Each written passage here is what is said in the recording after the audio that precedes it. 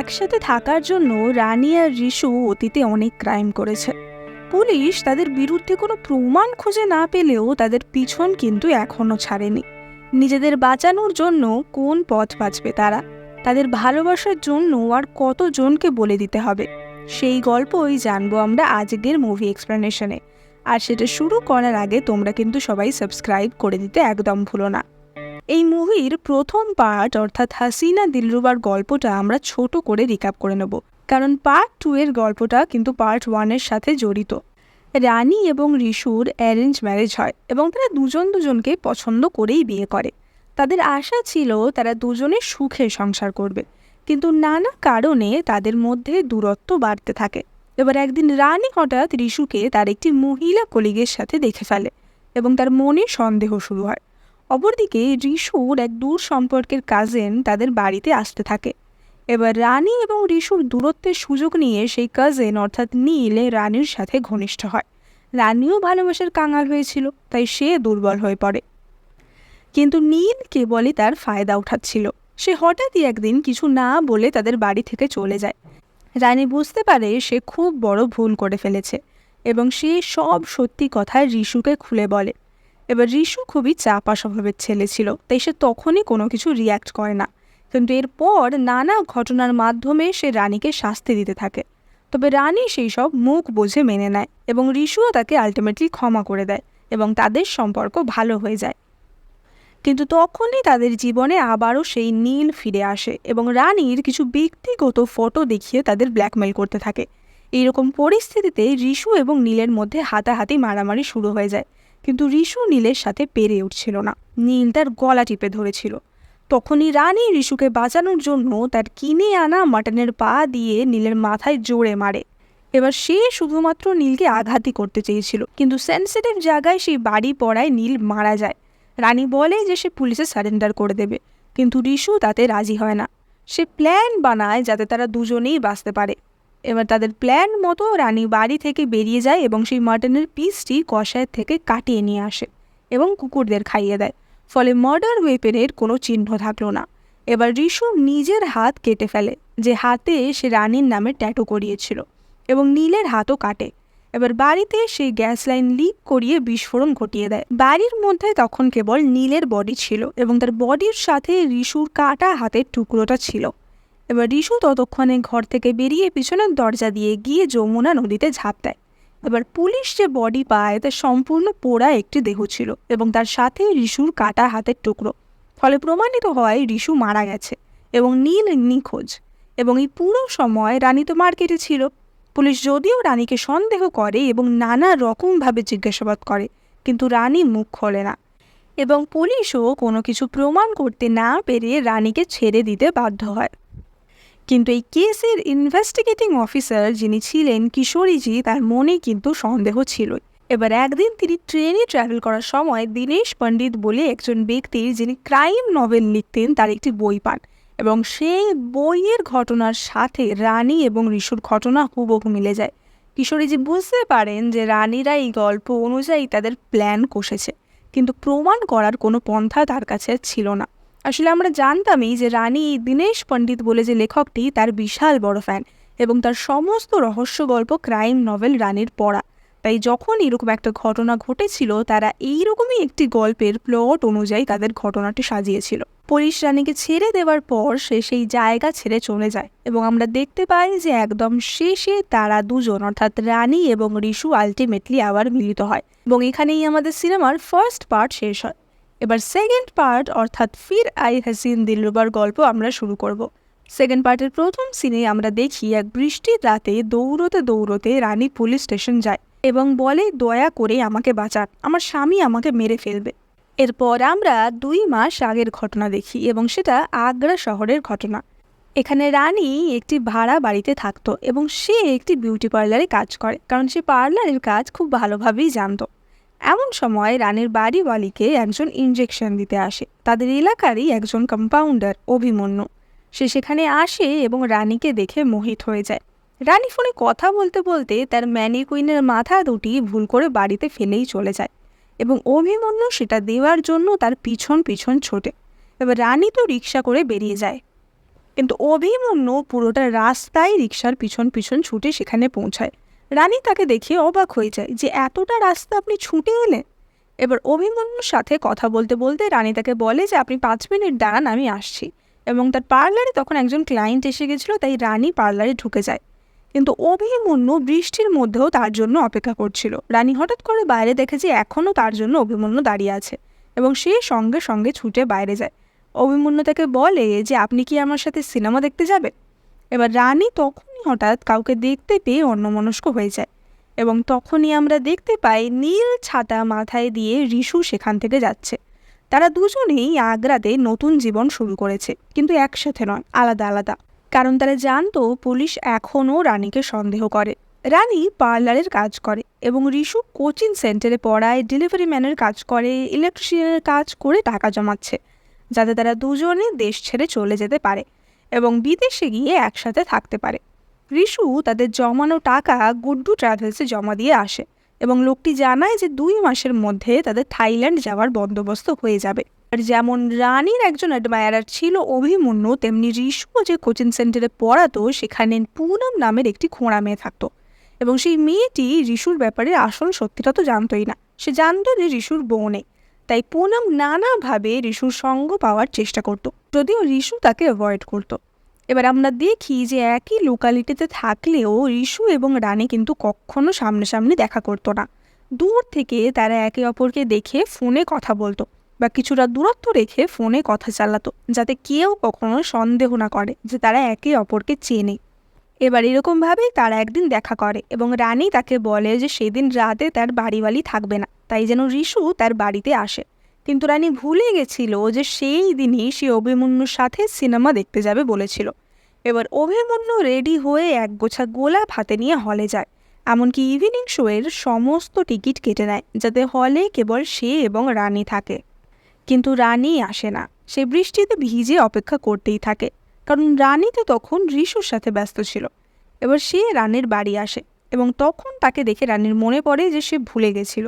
কিন্তু অভিমন্যু তাতে রাগ করে না, সে বলে যে পরের শুক্রবার আমরা আবার ট্রাই করি। অর্থাৎ সে রানীর ওপর গিভ আপ করতে একদমই রাজি ছিল না। এবার রানী এবং রিশু তাদের মার্কেট চত্বরে দেখা করা মানে কিন্তু মুখোমুখি দেখা করা নয়, দূরত্ব বজায় রেখে দেখা করা। এবার তারা নিজেদের মধ্যে অভিমন্যুর ব্যাপারেই কথা বলছিল এবং হাসাহাসি করছিল। হঠাৎই একটা ছিচকে চোর রানীর ব্যাগ চুরি করে দৌড় লাগায় এবং রিশু ও রানী তাকে ধরার জন্য তার পিছনে ছোটে। কিন্তু তারা দেখে সেখানে হাজির হয়েছে তাদের পুরনো বিপদ ইন্সপেক্টর কিশোরী। রিশু লুকিয়ে সেখান থেকে পালায়, রানীও বাড়ি চলে আসে। কিন্তু কিশোরীজি রানীর বাড়ি অবধি পৌঁছে যান। এবার তিনি রানীকে তার চুরি হওয়া ব্যাগটা ফেরত দেন এবং বলেন যে তিনি দীনেশ পণ্ডিতের কসৌলি কি কেহের বইটা পড়েছেন, অর্থাৎ তাদের প্ল্যান তিনি সবই বুঝে গেছেন, এখন শুধু প্রমাণের অপেক্ষা। এবার পুলিশ সব জায়গাতেই রানীর ওপর নজর রাখতে শুরু করে, ফলে রিশু ধরা পড়ে যাওয়ার ভয়ে রানী এবং রিশু যোগাযোগ বন্ধ করে দেয়। এমনিও সমাজের কাছে রিশু কিন্তু মৃতই ছিল, সুতরাং রিশু যদি ধরা পড়ে যায় তাহলেই কিন্তু কেস সলভড। এবার এমনই একদিন রানীর পার্লারের সামনে একটি জঞ্জালের ট্রাক দাঁড়িয়েছিল। দুর্গন্ধ ছড়াচ্ছে দেখে রানী সেটা তাড়িয়ে দিতে যায়, কিন্তু তখনই দেখে ট্রাকের গায়ে তার প্রিয় রহস্য লেখক দীনেশ পণ্ডিতের একটি উদ্ধৃতি লেখা। ট্রাকটির গায়ে লেখা ছিল, জুড়েঙ্গে জব দিল সে দিলোকে তার সেহেলেঙ্গে দিল্লে কি পর হর বার। এবার রানী ড্রাইভারটিকে জিজ্ঞাসা করে যে এই লাইনটি কি গাড়িতে আপনি লিখেছেন? ড্রাইভারটি বলে যে না, একটা লোক আমাকে এই লাইনটা গাড়িতে লিখে এখানে দাঁড়ানোর জন্য টাকা দিয়েছে। রানী বুঝতে পারে যে এটা রিশুর সংকেত। সে সঙ্গে সঙ্গে বাড়িতে যায় এবং দিল্লেগি পর হর বার এই বইটির খুলে দেখে এবং সেখানে একটি লাইন লেখা ছিল যে প্রেমিকা জানে তার প্রেমিক কোথায় তার জন্য অপেক্ষা করছে। রানী বুঝতে পারে এটা রিশুর সংকেত এবং রানী তাদের লোকাল এসটিডি বুথে যায়, যেখানে রিশুর কল আসে। রিশু বলে যে সামনের সপ্তাহতেই তাদের থাইল্যান্ড যাওয়ার ব্যবস্থা হয়ে গেছে, তাই এই কয়েকটা দিন ভয় না পেয়ে পুলিশের মোকাবিলা করতে হবে। কিন্তু তারা যে ভয় পাচ্ছিল সেটাই পরের দিন হয়। পরের দিনই রানীকে থানায় ডাকা হয় জিজ্ঞাসাবাদ করার জন্য এবং সেখানে তাকে জিজ্ঞাসাবাদ করতে নতুন একজন ইন্সপেক্টর আসে, মৃত্যুঞ্জয় পাসওয়ান। এবং আমরা জানতে পারি মৃত্যুঞ্জয় নীলের আপন কাকা, তাই নীলের নিখোঁজ হওয়ার তদন্ত তিনি নিজেই করতে এসেছেন। মৃত্যুঞ্জয় অর্থাৎ নীলের মন্টু চাচা বলে, আপনার জন্য নীল দূর সম্পর্কের কাজিন হতে পারে, কিন্তু আমার জন্য আমার প্রাণের টুকরো ছিল। তিনি সন্দেহ করেই ছিলেন যে রিশু বেঁচে আছে এবং নীলকে সেই মেরেছে। এবার তারা রানীর কল ডিটেলস চেক করে এবং সেখানে দেখা যায় যে নৈতিক নামের একটি ছেলের সাথে তার প্রায় প্রতিদিন ঘন্টার পর ঘন্টা কথা হয়, অর্থাৎ রিশু যে নাম্বারটা ছিল নৈতিক নামের সেই নাম্বারটাই। এবার এখানে রানীকে তিনি জিজ্ঞাসা করেন যে এই লোকটিকে। রানী মিথ্যে করে বানিয়ে বলে যে একজনের সাথে আমার অ্যাফেয়ার চলছিল, কিন্তু পরে আমি জানতে পারি যে সেই ব্যক্তিটি বিবাহিত, তাই তারপর থেকে আমি কথা বলা বন্ধ করে দিই। মন্টু চাচা তাকে তখন জিজ্ঞাসা করে তাই নৈতিক নামের ব্যক্তিটি প্রতি সপ্তাহে ট্রাভেলস কোম্পানিতে কেন ফোন করে।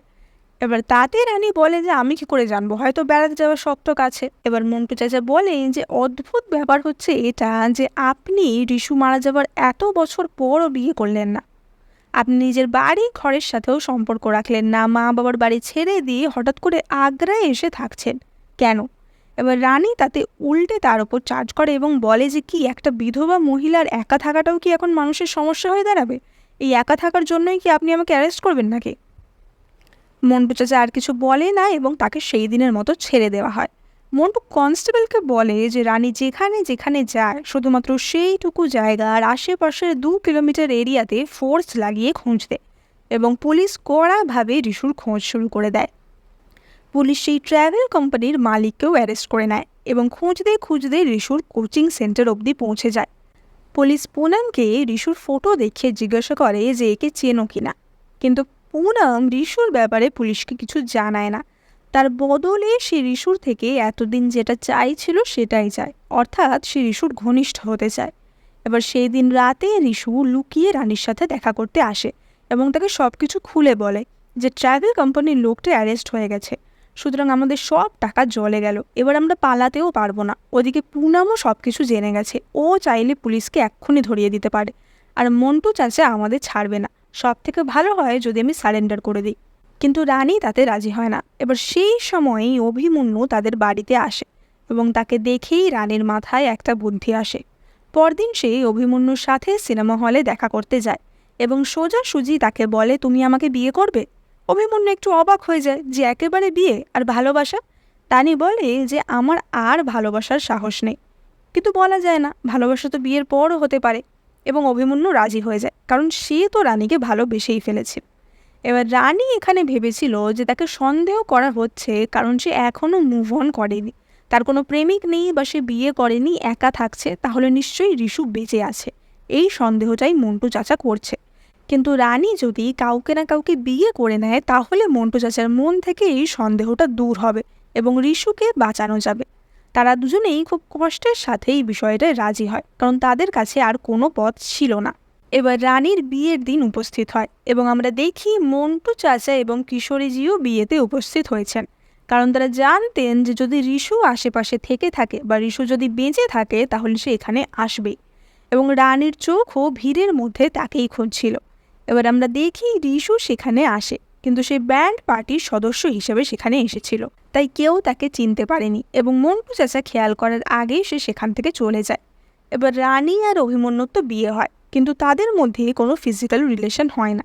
তারা তাদের ফুলসজ্জার রাতে ড্রিঙ্ক করে এবং লুডো খেলে। রানী তাকে জিজ্ঞাসা করে যে আপনার খারাপ লাগেনি যে আমি শুধুমাত্র সামাজিক স্বীকৃতি বা নিজের সুবিধার জন্য বিয়েটা করতে চেয়েছি। এইখানেই অভিমন্যু তাকে তার লাইফ স্টোরি বলে এবং আমরা জানতে পারি যে অনেক ছোটোবেলাতেই অভিমন্যুর বাবা মা মারা গেছিল। তারপর সে তার চাচা চাচি অর্থাৎ কাকু কাকিমার কাছেই মানুষ, কিন্তু তার কাকা কাকিমা এবং তাদের 2 ছেলে মেয়েও কিছু বছর পর সাপের কামড়ে মারা যান। ফলে অভিমন্যু তারপর পুরোপুরি একা হয়ে পড়ে, এমনকি সে আত্মহত্যার চেষ্টাও করেছিল। কিন্তু তারপর হঠাৎই একদিন ক্লিনিকে সে রানীকে দেখতে পায় এবং রানীকে দেখেই তার জীবন বদলে যায়। প্রথম দেখাতেই সে রানীর প্রেমে পড়ে গেছিল। রানীর উপস্থিতি তার জীবনটাকে নতুন রঙে রাঙিয়ে দিয়েছিল। সে রানীকে বলে যে আমি আপনার জন্য সারা জীবন সাপ লুডো খেলতে রাজি। এবার একদিন রানী রিশুর কোচিং সেন্টারের সামনে যায় এবং সেখানে সে পুনাম এবং রিশুকে ক্লোজ অবস্থায় দেখে ফেলে। যদিও এই সিচুয়েশনে রিশুর কোনো দোষ ছিল না, কারণ পুনাম তার সাথে ঘনিষ্ঠ হওয়ার জন্য তাকে রীতিমতো ব্ল্যাকমেল করত, কিন্তু রিশু তখনই পুনামকে নিজের থেকে দূরে সরিয়ে দেয়। কিন্তু এই নিয়ে রিশু এবং রানীর মধ্যে মনোমালিন্য সৃষ্টি হয়। সেই দিন রাতে অভিমন্যু বাড়ি ফিরে দেখে যে রানী ড্রিঙ্ক করছে এবং কাঁদছে। অভিমন্যু জিজ্ঞাসা করে যে কি হয়েছে। এবার রানী এখানে আনকনসিয়াসলি কিছু কথা বলে ফেলে। সে বলে যে এলএসডি, লাভ, সেক্স, ধোঁকা, পুরো আগ্রাতে এখন এটাই চলছে। আমি চাই লাভ, এদিকে পুনম চায় সেক্স, আর ধোঁকা পাচ্ছে অভিমন্যু। অভিমন্যুর সাথে খুব খারাপ হয়েছে, আমার উচিত হয়নি এইসব করা অভিমন্যুর সাথে। এবং রানীর এই কথাতেই অভিমন্যু যা বোঝার বুঝে যায়। পরের দিন রানীর ঘুম ভাঙলে অভিমন্যু তাকে ডাইরেক্টলি বলে যে ঋষুকে ফোন লাগান। এবার অভিমন্যু ঋষুর সাথে দেখা করে। অভিমন্যু রানী এবং ঋষুকে বলে যে আমি তোমাদের পালাতে সাহায্য করব, পাসপোর্ট, পুলিশ, সব কিছু বন্দোবস্ত আমি করে দেব। আমি তো সারা জীবন ভালোবাসা পাইনি ছোট থেকে, অন্তত আমি যাকে ভালোবেসেছি সে তার ভালোবাসাটা পাক। এবার অভিমন্যু ঋষুকে তার ক্লিনিকেরই একটি ফাঁকা ঘরে লুকিয়ে থাকতে সাহায্য করে, কিন্তু পুনম আবার ঋষুকে ধাওয়া করে সেখানেও পৌঁছে যায়। ঋষু তাকে কোনো রকমে বিদায় করে, কিন্তু তারপরেই আমরা দেখি সেখানে অন্য একটি লোক আসে যাকে ঋষু চিনত না। অন্যদিকে রানী ঋষুর জন্য লাঞ্চ প্যাক করে দেয় এবং অভিমন্যু সেটা নিয়ে যাওয়ার জন্য রেডি হয়। যাওয়ার সময় অভিমন্যু বলে শেষবারের মতো একবার আমার সাথে সিনেমা দেখতে যাবে, এবং রানী তাতে রাজি হয়। আফটার অল অভিমন্যু তাদের জন্য এত কিছু করছে। অভিমন্যু ঋষুকে যে ঘরে রেখেছিল সেখানে যায়, এবং সে গিয়েই প্রথমেই পুনমের যে মাথায় বেলি ফুল ছিল তার গন্ধ পেয়ে যায় এবং বুঝতে পারে যে এখানে কেউ এসেছিল। ঋষু তাকে সত্যি কথাই বলে যে পুনম বলে একটি মেয়ে এসেছিল, এবং তারপর অভিমন্যু তাকে আরও জিজ্ঞাসা করে যে আর কি কেউ এসেছিল। ঋষু বলে যে না, আর কেউ আসেনি। কিন্তু তখনই অভিমন্যু দেখে যে মেঝেতে মাটির দাগ, অর্থাৎ কারোর পায়ের ছাপ, এবং দেখেই অভিমন্যু বুঝতে পারে যে আরও কেউ এসেছিল। এবং এখানে আমরা অভিমন্যুর ভালো মানুষের পিছনে যে আসল রাক্ষসটা ছিল তাকে দেখতে পাই। অভিমন্যু বলে যে সেকেন্ডবার যে লোকটি এসেছিল সে হচ্ছে লাল্লান, এবং ওর কাছ থেকেই আমি সাপ আনিয়েছিলাম, যে সাপ দিয়ে আমার কাকু কাকিমাকে মেরেছিলাম সেই সাপ। অভিমন্যুর মা বাবাকে তার কাকু কাকিমা ঠকিয়েছিল, তাই জন্য ওই বিষধর সাপ আনিয়ে অভিমন্যু তার কাকু কাকিমা এবং তাদের 2 ছেলে মেয়েকে মেরে ফেলে। সে তখনই ঋষুকে মেরে দরজা বন্ধ করে বাইরে থেকে চলে যায়, কারণ আমরা বুঝতেই পেরে গেছিলাম যে সে তাদের সাহায্য করার জন্য ঋষুকে এখানে নিয়ে আসেনি, বরঞ্চ সে ঋষুকে রাস্তা থেকে সরানোর জন্যই এখানে এনেছিল। কিন্তু কিছুক্ষণের মধ্যেই ঋষু দরজা ভেঙে সেখান থেকে বেরিয়ে আসে। ওদিকে রানী তো এসব কিছুই জানতো না। এবার সিনেমায় যাওয়ার বদলে তারা যমুনা নদীতে নৌকা বিহারে আসে। রানী খুবই ভয় পাচ্ছিল, কারণ কিছুদিন ধরেই নিউজে দেখানো হচ্ছিল যে যমুনা নদীতে কুমিরের সংখ্যা খুব বেড়ে গেছে। এবার এখানে সে রানীকে তার অতীতের সত্যি কথাগুলি বলে এবং রানীকে জিজ্ঞাসা করে যে তুমি কি এক মুহূর্তের জন্যেও কখনো আমার সাথে থাকার কথা ভেবেছিলে? এবার রানী বলে যে হ্যাঁ, অন্য কোনো সময় বা অন্য কোনো জায়গায় যদি ঋষু না থাকতো আমি নিশ্চয়ই তোমার সাথে থাকতাম। এবার তারা ওখান থেকে বাড়ি ফিরে আসে এবং অভিমন্যু একটি আলমারি খুলে দেখায় তার কাছে দীনেশ পণ্ডিতের সব বই আছে, অর্থাৎ সেও দীনেশ পণ্ডিতের ফ্যান। সে বলে যে আমরা দুজনেই পণ্ডিতজির কলম দিয়ে নিজেদের ভাগ্য লিখেছি, আপনি কসৌলি কি কেহের আর আমি কোবরা কা ইন্তকাম। এই 2 বইয়ের গল্প অনুযায়ী তারা নিজেদের জীবনের ঘটনা ঘটিয়েছে। অভিমন্যু আরও বলে যে আপনাকে প্রথম যেদিন দেখেছিলাম প্রথমেই আপনার হাতের পণ্ডিতজির বইটাই দেখেছিলাম, তারপরেই আপনার প্রেমে পড়ে যাই। আমরা এখানে বুঝতে পারি যে অভিমন্যু কত বড় সাইকো। এবার তখনই তাদের কথাবার্তার মধ্যে হঠাৎ করে রানী পড়ে যায় এবং তার মাথা ঠুকে যায়, এবং এর পরের সিনেই আমরা সিনেমার প্রথম সিনে ফিরে যাই, যেখানে রানী ছুটতে ছুটতে পুলিশ স্টেশনে যায় এবং সেখানে গিয়ে বলে আমাকে বাঁচান, না হলে আমার বর আমাকে মেরে ফেলবে। এবার মন্টু চাচা বলে যে আপনি এত চিন্তা করছেন কেন, আপনি তো পুলিশ স্টেশনেই আছেন, পুলিশ স্টেশনে থাকলে আপনি তো সেফ, তাহলে আপনার বর আপনাকে কি করে মারবে, এত ভয় তো কিছু নেই। এবং রানী তখন স্বীকার করতে বাধ্য হয় যে না, ঋষুকে মেরে ফেলবে। অর্থাৎ এখানে মন্টু চাচা শিওর হয়ে যায় যে ঋষু বেঁচে আছে, অর্থাৎ তার সন্দেহটাই সত্যি। এবার পুলিশ ঋষু এবং অভিমন্যুকে খুঁজতে যায়, কিন্তু দুজনের কাউকেই পাওয়া যায় না। তারা খবর পায় যে শহরের বাইরে একটি গাড়ি ব্লাস্টের ঘটনা ঘটেছে এবং সেখানে গিয়ে তারা জ্বলন্ত 2টি মৃতদেহ উদ্ধার করে। মৃতদেহের সাথে একটি ক্রাশ পাওয়া যায় এবং তার সাথে অভিমন্যুর আইডি কার্ড এবং তার সুটকেসটিও পাওয়া যায়। অর্থাৎ মৃতদেহ 2টি পুনম এবং অভিমন্যুর, এবং এই মার্ডারের জন্য রানীকে অ্যারেস্ট করা হয়। রানীর থেকে কথা বার করার জন্য পুলিশ তার ওপর টর্চার করতে শুরু করে, কিন্তু রানী ভয় পায় না। সে বলে আমার গায়ে যদি হাতও লাগে ঋষু তোমাদের কাউকে ছাড়বে না। যদি ওই কথাতে কোনো কাজ হয় না, এবং পুলিশ তাকে মারধর করতে শুরু করে কিন্তু শত মার খেয়েও রানী মুখ খোলে না যে রিশু কোথায়। কিন্তু তাদের ভালোবাসার এই নমুনা দেখে মন্টু চাচা অন্য প্ল্যান বানান। তিনি এই খবরটি নিউজে রটিয়ে দেন যে রানী নামের মেয়েটিকে খুবই মারধর করা হচ্ছে এবং টর্চার করা হচ্ছে। তিনি জানতেন এই খবরটা যদি রিশুর কান অবধি পৌঁছয় তাহলে রানীকে টর্চারের হাত থেকে বাঁচানোর জন্য রিশু নিজে এসে ধরা দেবে এবং তার প্ল্যান কার্যকরীও হয়ে যায়। রিশু পুলিশকে একটি ভিডিও মেসেজ পাঠায় যে আমি সারেন্ডার করতে রাজি, কিন্তু রানীকে অক্ষত অবস্থায় দেখলে তবেই আমি সারেন্ডার করব। 3 দিন পর রাত 8টার সময় রেল ব্রিজের ওপরে আমি আসব এবং পুলিশ ওখানে রানীকেও নিয়ে আসবে। এবার পুলিশ সেদিন থেকেই রেল ব্রিজের আশেপাশে কিভাবে ঘেরাবন্দি করবে সেই প্ল্যান করতে থাকে। তারা ঠিক করে রাত 8টার সময় যে ট্রেনটা ব্রিজের ওপর দিয়ে পাস করে সেটা তারা আটকে দেবে। অর্থাৎ ব্রিজের একদিকে ট্রেন, অন্যদিকে পুলিশ এবং ব্রিজের নিচে কুমির ভর্তি যমুনা নদী, যাতে রিশু কোনোভাবেই এখান থেকে পালাতে না পারে। এবার নির্দিষ্ট দিনে রানীকে নিয়ে পুলিশ বাহিনী ব্রিজের ওপর হাজির হয়। প্ল্যান মাফিক রাত 8টার ট্রেনটি ব্রিজের মাঝামাঝি আটকানো হয় এবং এই ট্রেন থেকেই রিশু নেমে আসে। তার হাতে একটা ছুরি ছিল, সেটা সে নিজের গলায় ধরে এবং বলে যে রানী কোথায়। পুলিশরা রানীকে ছেড়ে দেয় এবং রানী ছুটতে ছুটতে রিশুর কাছে যায় এবং বলে যে আমরা পালাবো, তুমি সারেন্ডার করো না। ততক্ষণে পুলিশ তাদের সব দিক থেকে ঘিরে ফেলেছিল। এবার হঠাৎই তারা দেখে যে পুলিশের দল থেকে একজন পুলিশ বেরিয়ে তাদের দিকে এগিয়ে যাচ্ছে।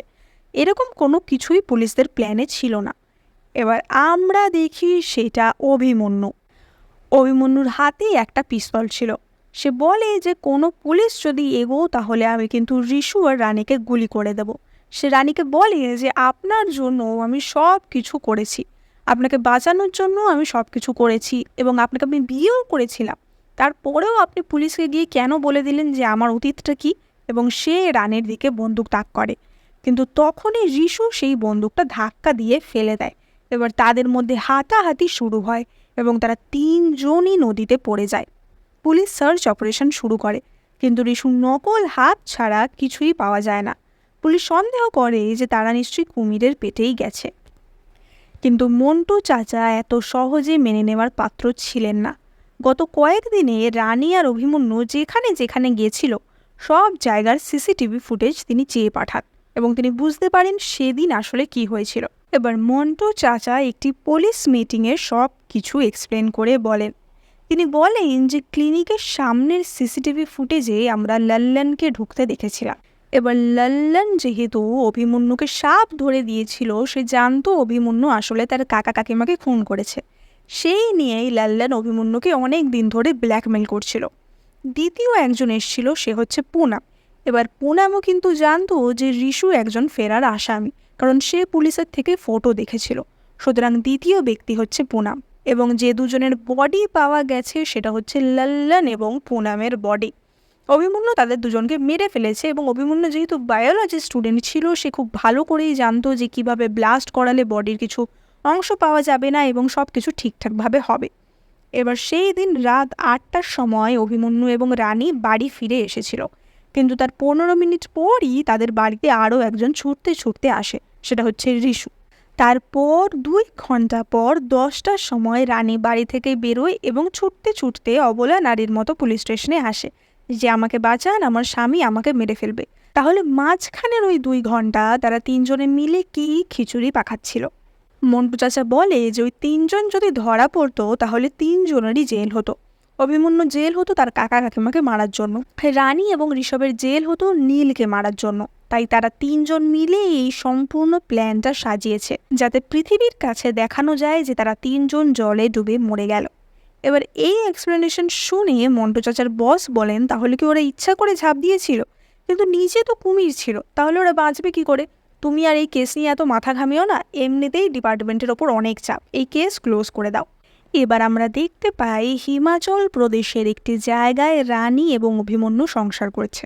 সেদিন রাতে নদীতে ঝাঁপ দেওয়ার পর অভিমন্যু এবং রানী বেঁচে যায়, কিন্তু রিশু কুমিরের হাত থেকে বাঁচতে পারেনি। তাই অভিমন্যু এবং রানী হিমাচল প্রদেশে এসে নতুন জীবন শুরু করেছে। রানী এখানে একটি প্রাইমারি স্কুলে পড়ায় এবং অভিমন্যু কম্পাউন্ডার থেকে এখন ডাক্তার। এবার আমরা দেখি মন্টু চাচা তার বাড়ি ফিরে গেছেন এবং কেউ তাকে পোস্টের মাধ্যমে দীনেশ পণ্ডিতের মগর মুচকা শিকার নামে একটি বই পাঠিয়েছে। সেটা পড়ে মন্টু চাচা বুঝতে পারে যে তারা কি প্ল্যান করেছিল, কিভাবে অভিমন্যু আর ঋষু মিলে কুমির ভর্তি নদীতে ঝাঁপ দেওয়ার প্ল্যান করেছিল।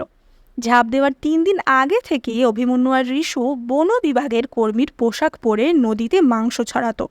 প্রতিদিন তারা ব্রিজ থেকে একটু একটু করে দূরে দূরে মাংস ছড়াতো, যাতে কুমিরগুলো সেই দিকে চলে যায় এবং ব্রিজের দিকে না আসে, এবং তারপর তারা ইচ্ছাকৃতভাবেই ঝাঁপ দেয়। বইয়ের শেষ পাতায় লেখা ছিল, এই বইটা যদি আপনার রোমাঞ্চকর লেগে থাকে তাহলে আরও রোমাঞ্চ পাওয়ার জন্য 20শে মার্চ লাভার্স পয়েন্টে চলে আসবেন। ওদিকে আমরা দেখতে পাই অভিমন্যু লাঞ্চ বক্সে দেখে যে রানীর একটি ছোট্ট চিরকুট রাখা, লেখা ছিল যে রানী তার সাথে লাভার্স পয়েন্টে দেখা করতে চায়। এবার অভিমন্যু এসে দেখে রানী খুব বিপজ্জনকভাবে একটি ক্লিফের ধারে দাঁড়িয়ে রয়েছে। রানী বলে যে ঋষু ঠিকই বলেছিল, মানুষ মারা তোমার কাছে একটা খেলা, তাই না? পুনাম আর লাল্লান তো আমাদের প্ল্যানে ছিল না, তাহলে ওদের কেন মারলে? অভিমন্যু বলে যে ওরা সবটা জেনে গেছিল, ওরা আমাদের জন্য রিস্ক হয়ে যেত, আর তুমি ওখানে ওইভাবে দাঁড়িয়ে থেকো না, ওখান থেকে উঠে এসো। কিন্তু ওখান থেকে রানী উঠে আসে না। রানী থেকে আরও প্রশ্ন বাণ ছুঁড়ে মারে এবং কথায় কথায় অভিমন্যু স্বীকার করে যে ঋষুর মৃত্যুর জন্য সে দায়ী, রানীকে পাওয়ার জন্যই সে এই সব কিছু করেছে। যেদিনকে তারা 3 জন ব্রিজ থেকে ঝাঁপ দিয়েছিল এবং সাঁতার কেটে অন্য পারে যাচ্ছিল, ঋষুর পা একটি জংলি লতায় আটকে যায়। এবার অভিমন্যু তাকে সাহায্য করার নামে সেখানে যায় এবং তার নকল হাতটা খুলে নেয়। এবার নকল হাত খুলে নিলে ঋষু সাঁতার কাটবে কিভাবে, ফলে ঋষু মারা যায়। এবার আমরা দেখতে পাই ততক্ষণে সেখানে পুলিশ অর্থাৎ মন্টু চাচা তার দল বল নিয়ে চলে এসেছে এবং তারাও সব কিছু জানতে পারে। রানী সব শুনে খুবই ভেঙে পড়ে এবং বলে যে তোমাকে আমি বিশ্বাস করেছিলাম, কিন্তু তুমিও যে আমাকে এত বড় ধোঁকা দেবে তা আমি ভাবতে পারিনি। তোমার শাস্তি হচ্ছে তুমি আমাকে কখনোই পাবে না। এবং এই কথা বলে রানী সেই উঁচু চূড়া থেকে ঝাঁপ দেয়। এবার আমরা দেখতে পাই পুলিশ অভিমন্যুকে অ্যারেস্ট করে এবং তাকে ধরে নিয়ে যায়। তারা যখন এয়ারপোর্টে বসেছিল যাওয়ার জন্য, তখনই খবর আসে যে রানীর দেহ নিচ থেকে পাওয়া যায়নি এবং সেই কথা শুনে অভিমন্যু খুব হাসে। অভিমন্যু বলে যে এটাও ওদেরই প্ল্যান। এবার এখানে আমরা দেখতে পাই যে আসলে কি হয়েছিল। অভিমন্যু ঋষুকে মারতে চেয়েছিল এবং তার নকল হাত খুলে নিয়েছিল ঠিকই, কিন্তু ঋষু সেদিন মরেনি। সেই দিনকে ঋষু তার ওই নকল হাত দিয়েই কুমিরটিকে ঘায়েল করে এবং বেঁচে যায়, কিন্তু সেই কথা অভিমন্যু বা রানী বা পুলিশরা কেউই কিচ্ছু জানতো না। ঋষুই কিন্তু মন্টু চাচাকে ওই বইটা পোস্ট করে পাঠিয়েছিল। এবং একদিন রানী যখন স্কুলে ছিল, ঋষু একটি বাচ্চার নোটবুকের মাধ্যমে রানীকে একটি মেসেজ পাঠায়, যাতে রানী বুঝতে পারে যে ঋষু বেঁচে আছে। এবং তাদের প্ল্যান মতোই রানী কিন্তু ওই দিনকে অভিমন্যুকে লাভার্স পয়েন্টে ডেকেছিল এবং সে নিজে ক্লিফে দাঁড়িয়ে পুরো ঘটনাটা ঘটিয়েছে, যাতে সব কথা অভিমন্যু স্বীকার করে এবং মন্টু চাচাও সব কিছু জানতে পারে। এবার আমরা দেখি যে ওই দিন ক্লিফ থেকে ঝাঁপ দিয়ে ঝর্ণায় পড়ে গেলেও রানী কিন্তু বেঁচে ছিল।